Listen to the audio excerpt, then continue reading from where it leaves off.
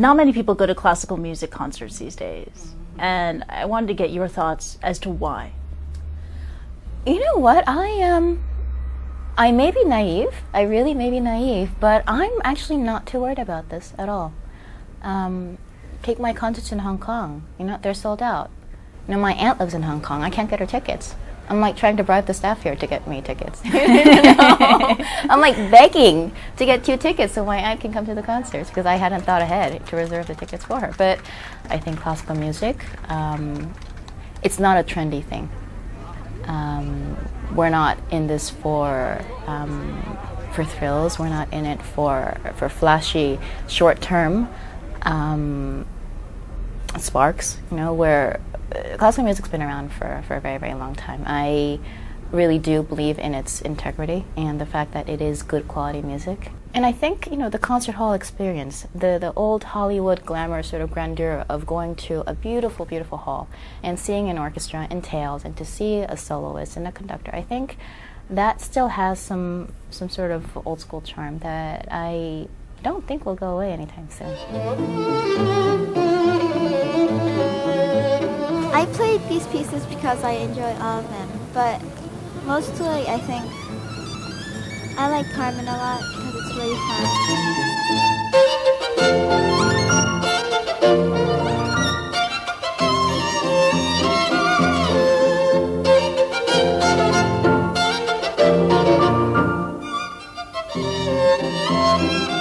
Who inspired you to become a violinist?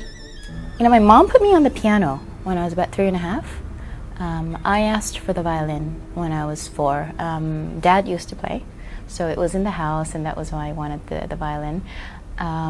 It was just one other hobby out of 6 other things I was doing. You know, I had a very, very enthusiastic mother who had me taking piano and violin and, you know, swimming, horseback riding, ballet, gymnastics, you name it, I was doing it. So the violin was just one other hobby. And then when I started going to Juilliard, and I was surrounded by so much talent, so much incredible talent, where everyone was just so astronomically gifted.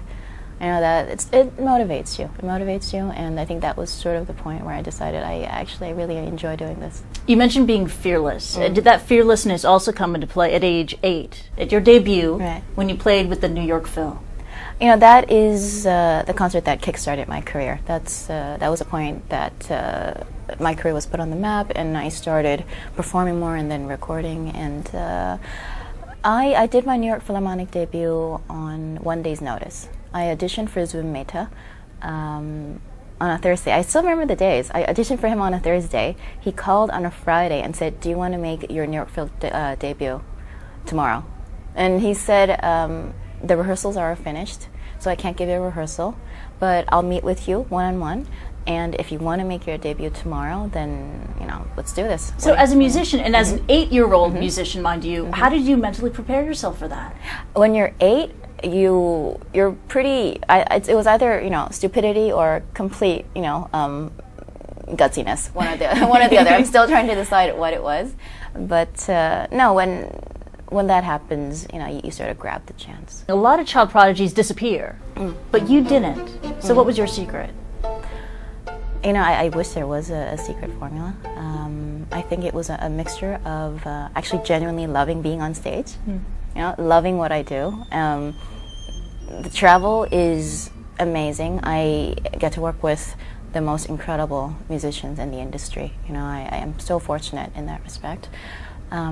And just an amazing team to help. You know, there's no way I could do this alone. You know, I have so many great people taking care of the rest of my life that I can have the time and the focus to work on, you know, the music and the actual part that is important to me. It sounds like you were very well managed at a young age, but did you ever feel that it was too much, that you were getting too much pressure from management or your family?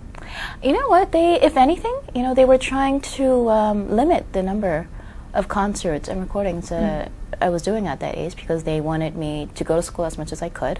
It was not a normal childhood by any means, but it was as normal as I could possibly, you know, have at that sort of point in my life. So I did go to a normal school. I went to Juilliard on the side, and I was trying to balance this career at the same time with the travel and the concerts and the recordings and the press. And it's a lot, and it can sort of go over your head if you're not careful. When you made that transition from child prodigy to mature musician, you had to navigate the rocky teenage years. I mean, how did it go for you? As painlessly as I could have hoped. You know, I mean, growing up isn't easy anyway.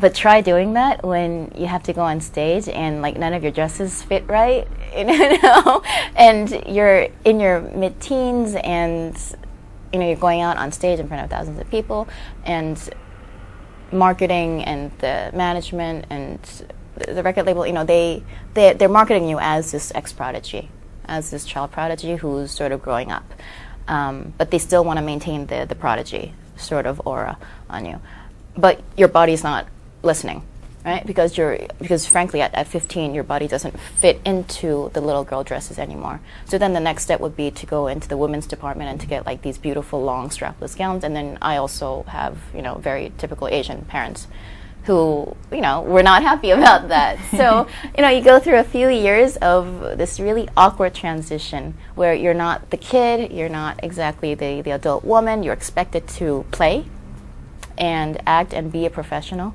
But you still you need to be, you know, age appropriate at the same time. So that part wasn't as much fun as it could be. How do you feel when you're compared to other child prodigies like Midori, Lang Lang, Vanessa Mae? Right. Midori's a friend. Midori is incredible. You know, she is about 10 years older than I am, and we studied with the same teacher at Juilliard, and there were a lot of parallels.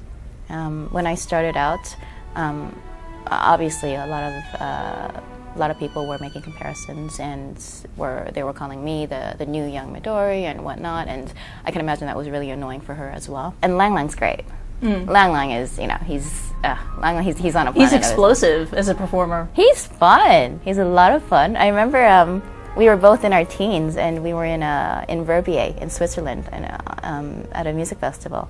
And we were there, and we went out clubbing one night, and and I was there alone. And I had some friends with me, and Lang came, and I remember his parents sort of like glaring at me the next day. I saw them on the street, you know, because I was going out to breakfast with another friend of mine, and Lang, I don't know what girl who went clubbing with her son. I know, as if I was responsible for something. And it was the funniest thing. I felt like I was 12 again. It was really cute. So is it fun to party with Lang Lang? And you know what? He is a fun guy. He's a fun guy. Musicians, when we allow ourselves to let our hair down, and when we don't have concerts the next day, or if we don't always have to be on, musicians, they're a fun bunch.